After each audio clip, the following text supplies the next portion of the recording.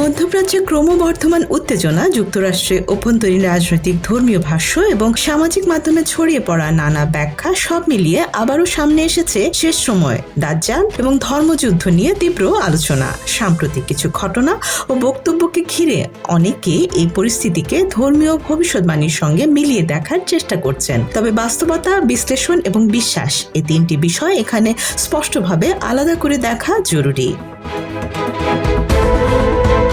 প্রথমত, মার্কিন রাজনীতিতে ধর্মীয় ভাষার ব্যবহার নতুন কিছু নয়। বিশেষ করে ডোনাল্ড ট্রাম্পের সময় থেকে ইভাঞ্জেলিক্যাল খ্রিস্টানদের প্রভাব দৃশ্যমানভাবে বেড়েছে। এই গোষ্ঠী বিশ্বাস করে সেকেন্ড কামিং অব জিসাস বা যিশুর পুনরাগমন খুবই সন্নিকটে এবং মধ্যপ্রাচ্যের কিছু নির্দিষ্ট রাজনৈতিক ঘটনা সেই পথকে প্রস্তুত করছে। জেরুজালেমকে কেন্দ্র করে যুক্তরাষ্ট্রের নীতি, দূতাবাস স্থানান্তর এসব পদক্ষেপ তাদের কাছে ধর্মীয়ভাবে গুরুত্বপূর্ণ।